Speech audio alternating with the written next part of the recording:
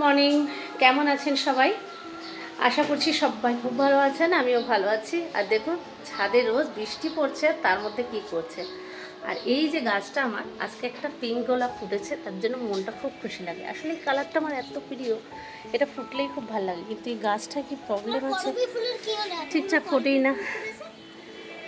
আর ব্যালকনিতে তো এখন চিন্তা নেই, মোটামুটি হালকা হালকা বৃষ্টি পড়ছে, আর গাছগুলোর গোড়া শুকিয়েও যাবে না, তো ঠিক আছে মোটামুটি। এখন তো জল দেওয়ার দরকার নেই, পরে দেওয়া যাবে।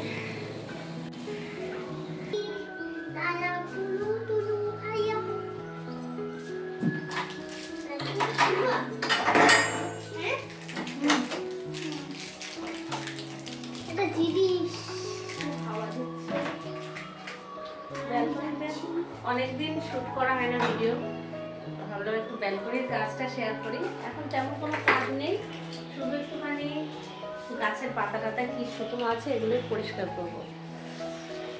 এই যে রোজ এখানে নিয়ে বসে গেছে ব্যালকনিতে। আজকে আপনাদের কিছু গাছ শেয়ার করব যেগুলো অনেক ছোট পটে আমি লাগিয়েছি, কিন্তু তারপরেও গাছগুলো অনেক সুন্দরভাবে বেড়ে উঠছে এবং অনেক দিন ধরেই আছে। তো যেহেতু ব্যালকনিতে একটু কাজ আছে, টুকটাক পাতা গাছের ছেটে দেব যেগুলো পুরনো হয়ে গেছে। আর তাছাড়া এই জিনিসটাও আপনাদের সাথে শেয়ার করব এই ভিডিওর মাধ্যমে। আশা করছি পুরো ভিডিওটাই আপনাদের ভালো লাগবে। এই মুখটা আমি একটা ভিডিও শেয়ার করব যে ছোট ছোট পাত্রে কি কি গাছ ভালো লাগানো যায়। এটার কোনো কিন্তু ছিদ্র নেই, অথচ এই গাছটা এত সুন্দর হয়েছে। ভিডিওটি শেয়ার করব।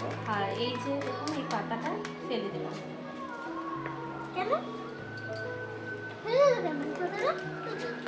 এবং এই একটা পাত্র, এটা একটা মিষ্টির পাত্র, ছোট পাত্র। আর এটাতে আমি একটা পাতা থেকে, স্নেক প্লান্টের যে ছোট প্রজাতি হয় সেটা চারা তৈরি করেছি।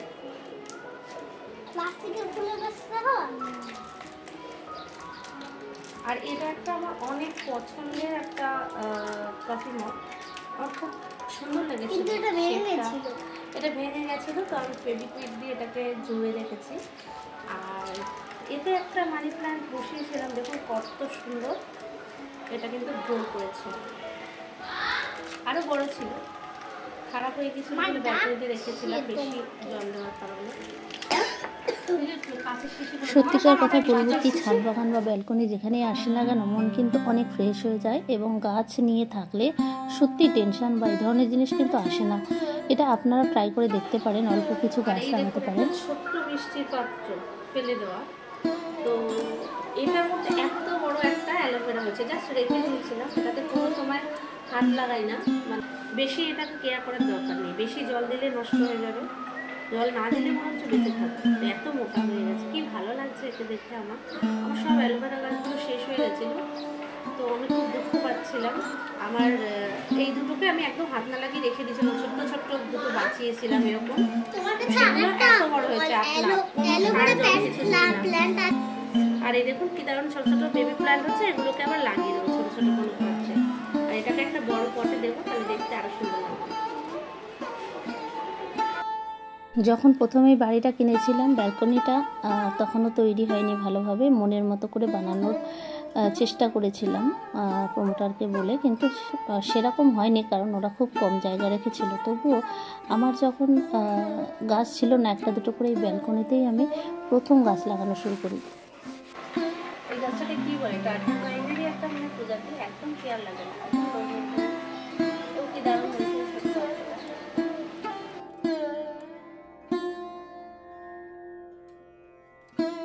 আর একটা মজার জিনিস শেয়ার করব, একটা ছোট্ট মগে আমি একটা পার্পল হার্ট নয়, ব্রোকেন হার্ট লাগিয়েছিলাম। তো সেটা এত বড় হয়েছে, মানে মনে হচ্ছে যে কত বড় একটা মানে জিনিস আমি ধরে রয়েছি দড়ির মতো।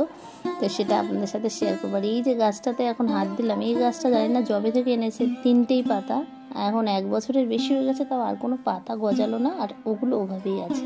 তাই না ওটা কখনো বাড়বে কিনা।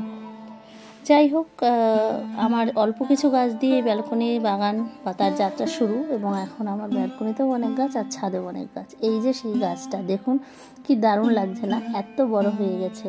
নিচের দিকে ঝুলে যাচ্ছিল, কেউ টান মারতে পারে যেতে আসতে, তাই আমি কিন্তু এটাকে উঠিয়ে রেখেছি। এখান থেকে কিছু কাটিং দিয়ে আমি আরও একটা পটে লাগাবো। এত বড় একটা